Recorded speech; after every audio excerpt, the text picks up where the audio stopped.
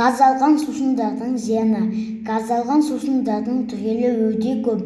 Газдалған сусындардың көп ішетін болсақ, қан диабетіне және тіс ауруына әкеліп соғады.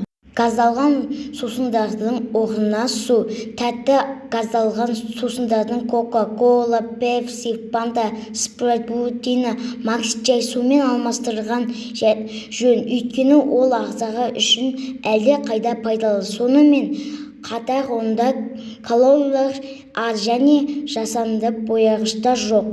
Судың пайдасы асқазанның дұрыс қызмет етуін қамтамасыз етеді. Сусыз ішек бояу жұмысы істейді. Сол себептен адамның іші жиі ауырып, ауыздан жағымсыз иіс шығады. Оның дұрыс мөлшерде тұтынуы жүрек ауруларының даму қаупін 41%-ға азайтады. Сондықтан көбірек су ішуге кеңес беремін.